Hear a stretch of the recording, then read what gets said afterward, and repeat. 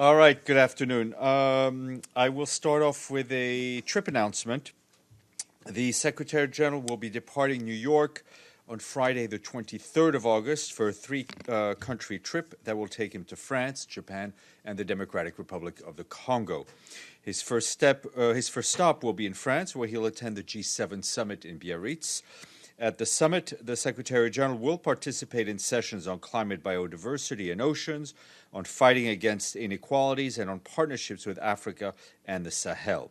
He will also hold bilateral meetings with a number of world leaders on the sidelines of the summit. The Secretary General will travel then to Yokohama in Japan on the evening of the 27th of August to participate in the 7th Tokyo International Conference on African Development, otherwise known as TICAD. That meeting is led by the Japanese government and co-sponsored by the United Nations, the UN Development Program, and the African Union Commission, as well as the World Bank. The Secretary General will speak at the opening session, a special conference on peace and stability in the Horn of Africa and the neighboring region, and a thematic session on climate change and disaster risk reduction. While in Japan, he will meet with the country's Prime Minister, Mr. Shinzo Abe, and Foreign Minister Taro Kono, as well as heads of states and as well as a number of heads of states and governments attending TICAD. Then on Saturday, 31 August, the Secretary General is scheduled to arrive in the Democratic Republic of the Congo for a 3-day visit to take stock of and mobilize additional support for the response to the Ebola outbreak. In the province of North Kivu, he is scheduled to meet with Ebola survivors and health workers during a visit to an Ebola treatment center. While in the country's east, the Secretary General will also assess the implementation of the UN peacekeeping mission and the intervention brigade of its mandate to protect civilians and support the authorities in the country to consolidate peace and stabilize the DRC. The Secretary General will then go on to Kinshasa to meet with the President of the DRC, Félix Tshisekedi, and other government officials, members of the opposition, and representatives from civil society organizations. We expect him to be back in New York on 3 September. This morning, the Secretary General spoke at the opening of a photo exhibition to mark the second International Day of Remembrance of and tribute to the victims of terrorism. He reiterates that the threat of terrorism and violent extremism is among our most complex challenges and paid tribute to the innocent victims of attacks around the world. The Secretary General said he was deeply moved by the courage and resilience of survivors of terrorist attacks that he met earlier in the year. Their message was clear and simple, he said. People and communities need to become closer to grow stronger and turn these harrowing experiences into powerful positive forces for change. He concluded his remarks by calling for more support for victims and survivors of terrorism, notably by finding innovative ways to support the victims' rights, justice, reparations, healing, and livelihoods. The photo exhibit titled Surviving Terrorism, The Power of Resilience is going to be on display in the Secretariat lobby through the end of the month. You will have seen that in a statement we issued yesterday evening, the Secretary General said he is deeply troubled by the continued escalation in northwest Syria and the prospect of an offensive deeper into Idlib, which could trigger a new wave of human suffering, possibly impacting more than 3 million people. He strongly condemns continued attacks on civilians and civilian infrastructure, including on healthcare and educational facilities. He urges all parties to respect fully international humanitarian law. The Secretary General reiterates his urgent call for the September 2018 Memorandum of Understanding on Idlib to be upheld. He stresses the importance of advancing the UN-facilitated political process in Geneva, mandated by Resolution 2254. And to the point on Syria, our humanitarian colleagues tell us that yesterday 3 civilians were reportedly killed and 14 others wounded, including 2 children, in clashes in Idlib. People continue to be displaced, with some 1,500 people living in northern Hama governorates, reportedly uprooted further northwards into Idlib governorate yesterday. And between the 1st of May and the 18th of August of this year, 576,000 movements by displaced people have been recorded in the northwest of the country. Many people have been displaced up to 5 times, with some having forced to move as many as 10 times due to the ongoing fighting. And I have an additional humanitarian update from Yemen.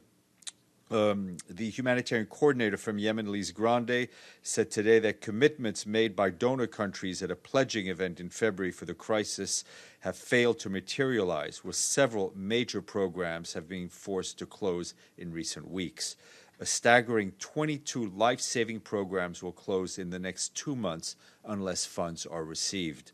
The UN was forced to suspend most of Yemen's vaccination campaign in May, and the procurement of medicines has stopped as thousands of health workers are no longer receiving financial support. Unless the funds promised at the February conference are received in the coming weeks, food rations for 12 million people will be reduced. At least 2.5 million malnourished children will be cut off from services which have been keeping them alive. Some 19 million people will lose access to health care, including 1 million women who depend on the UN for reproductive health. Clean water programs for 5 million people will shut at the end of October, and tens of thousands of displaced families may find themselves homeless. This is the largest humanitarian operation in the world, addressing the worst humanitarian crisis. Ms. Grande said, when receiving funding, it makes a huge difference. And the Security Council held an open debate today to be followed by consultations on Somalia. Briefing Council members for the first time since taking office, the Secretary General's Special Representative, James Swan, noted the progress Somalia had made towards constitutional and security sector reform, among other priorities. But he said the window to achieve further necessary progress is harrowing, with key benchmarks risking falling behind agreed deadlines. Mr. Swan stressed the need for political consensus and compromise.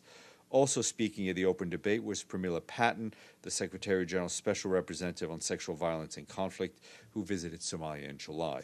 She noted that as a direct outcome of her visit, the government committed to working with the UN system to develop a new implementation for the joint communique in the form of an action plan on ending sexual violence and conflict. And the UN Children's Fund today appealed for more than $70 million to provide life-saving humanitarian assistance to 900,000 children across Venezuela through the end of the year. The agency says it's ramping up its work to help children and families who are struggling against food shortages, limited access to essential services like healthcare, safe water, and education. This is part of the UN's overall humanitarian response plan, which was announced earlier. And when I'm finished, Monica will here to brief you on General Assembly issues. Tomorrow at 11 o'clock, Radhika Kumaraswamy, a member of the UN fact-finding mission on Myanmar, will be briefing you here in this room. At 12:30, the Undersecretary General for Global Communications, Alison Smale, will be here to brief you on the 68th UN Civil Society Conference, which this year will take place in Salt Lake City in Utah from the 26th to 28th of August.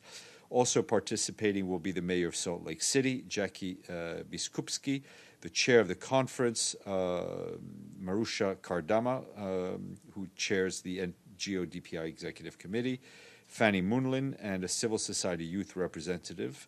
And the theme of the conference this year is Building Inclusive and Sustainable Cities and Communities. It will be moderated by Maher Nasser. 2 seconds, please.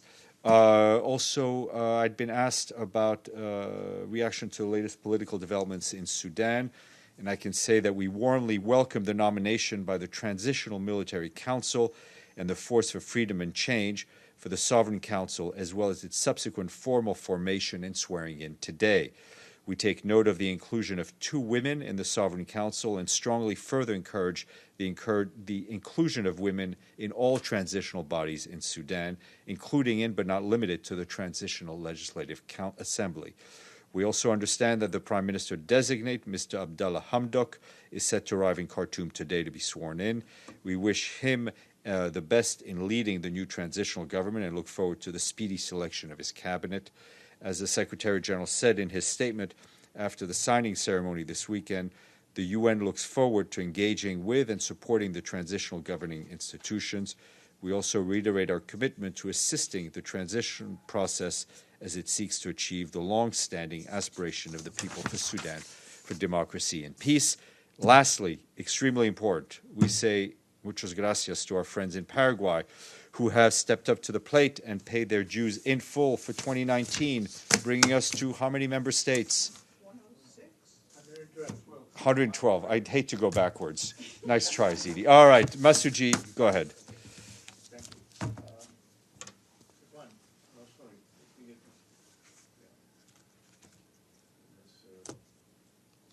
United Nations Human Rights, ambassador, Priyanka Chopra, has now been tweeting in favor of the Indian army, which is oppressing the Kashmiri people and women and children. Does she still maintain her status as the goodwill ambassador? She is. I would refer your question to UNICEF, as I think she. But the thing is, as far as I know, she's a goodwill, or her association with the UN is through UNICEF. So I have no information. So, but the thing is, the reason is simply just because of the fact that Secretary General has. I understand the reason for your question. What I'm saying is you should ask UNICEF, because that's who she's associated with. Okay, so on Kashmir, let me ask you a question on Kashmir.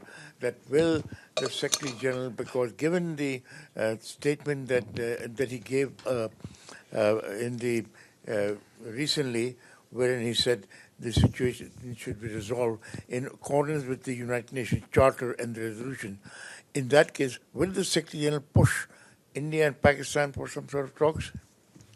Secretary General is always a strong believer in dialogue. Majid, and then Edie.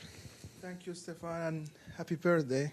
It was yesterday, but I warmly accept your wishes Throughout throughout the year. Looks like our easy question is making you younger every year. Flattery will get you everywhere. Go ahead. I know. Quote unquote easy questions. Yesterday's meeting between Secretary Pompeo and Secretary General, other than broad range of issues, what was the focus of that meeting, and was possible U.S. cut of their contribution to the United Nations and the peacekeeping operation discussed? Look, they had a broad range of discussion, as we said. They talked about a lot of the items on the U.S.-UN agenda, including the situation in the Middle East, in the broadest sense of the word, in all its dimensions, Afghanistan, Korean Peninsula, as well as a number of African files. The issue of U.S. funding is part of that U.S.-UN agenda. They are, as far as we know, and we see in press reports, there are discussions going on within the administration, and it's not for us to comment on those discussions. Yes, Edie. Steph, does the Secretary General have any comment on several hundred Syrians who have been refugees in Turkey being picked up at work and taken to the border and sent back to Syria? And this has been happening in the past month. This is an issue that UNHCR has been in the lead with the Turkish authorities, as far as I understand. Our principal position remains that any return of refugees should be done on a voluntary basis, which is very important. Yep. Hey, Stéphane. So does the Secretary General have any comment on the United States testing the cruise missile after it pulls out of the INF treaty? The Secretary General would call on all member states to redouble their efforts on disarmament issues. James. Thanks, Stéphane. You had a really worrying statement about Yemen and the fact that the lack of funding means you're going to have to pull some really important services there. Is it right to say that the vast majority of this money that was pledged earlier this year that has not been paid comes from the UAE and Saudi Arabia? I just got the note before I came in, and I didn't have a chance to look at the numbers. But the pledges, the money received and not received, is up on OCHA's website. I can help you look for them. So I don't have those numbers in front of me because I just got the note. Senor. Thank you, Stéphane, and happy birthday as well. And two questions about the region, South America. One is, and the crisis is happening now in Brazil, with the deforestation is increasing in a really high level. And the other question is about Venezuela as well. And what is the Secretary General reaction on the exodus of Venezuelans increasing? And Colombia is requesting and saying that the aid to help all these refugees is really low and still need more help from the international community. We have been advocating for much greater support for all the countries that neighbor Venezuela and that have been generously hosting refugees, including Colombia and Brazil and a number of other countries. This is reflected in the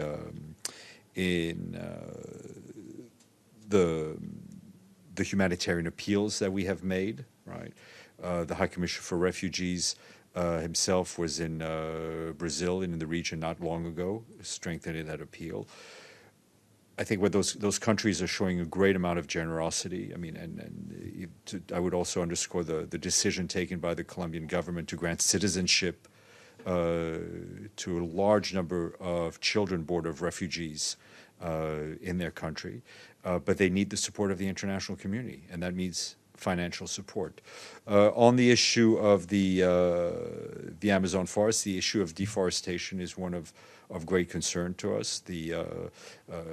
As we all know, large forests around the world play a critical part in our efforts to mitigate the impact of climate change. Madame. Thank you, Stéphane. I wanted to stay on the topic of refugees. As you know, it was scheduled tomorrow that Myanmar's government approved to send back nearly 3,500 refugees from Bangladesh back into Myanmar. And as you said, the Secretary General says that this should be on a voluntary basis, of course. But it's just been proven just this month, in fact, that the International Fact-Finding Mission found that, Myanmar's military lacks pretty much accountability, and that the businesses, there are businesses that are invested in helping with the violation of these human rights. So it's clearly not safe for these people to go back. We've seen and very much taken note of the work done by the fact-finding mission, which was appointed by the Human Rights Council. As you say, the position of the Secretary General on the Rohingyas is with all refugees, that any return should be voluntary and sustainable in safety and in dignity to their place of origin and choice. We will work with all the parties involved towards that goal, right? In November, I think there were already issues and questions, discussions regarding the repatriation process. What we said then remains valid now, is that it's important for refugees to have the full information they need to be able to make that decision. If they're going to go back voluntarily, they need to have access to information in order to make an informed decision. Right. They are the ones themselves who will decide whether or not they go back. And I know there is a survey that's been done with a few refugees so far. What I'm saying, UNHCR is working with the concerned governments to help create conditions conducive for return, to assess whether or not these people are actually going back voluntarily, and if they decide to return. The responsibility to ensure the conditions for return is with the government of Myanmar. We remain committed to supporting the government of Myanmar's efforts to create such conditions under the term of the tripartite Memorandum of Understanding, which had been signed, as you may recall, between the government of Myanmar, UNHCR, and UNDP. So from what I gather, our UNHCR colleagues are interviewing people to assess whether or not they're going back voluntarily. But the voluntary nature of repatriation is really a bedrock of our position, and for them also to have access to the information by which they can make those decisions. Masuji. Yeah. Stéphane, first of all, congratulations on the birthday again. I just want to ask you about Yemen. In Yemen, this is this fear that the way the Saudis and their cohorts are going, that Yemen might be divided in east and west or partitioned.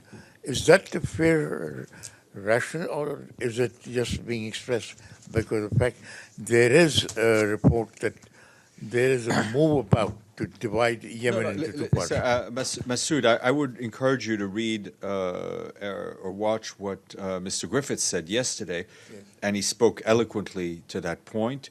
I have nothing to add. In fact, I know today he is in Sana'a to meet with officials there, and then we'll return back to Jordan. So he is continuing his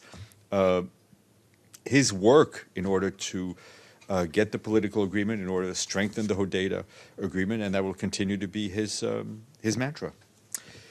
Monica Grayley, all yours.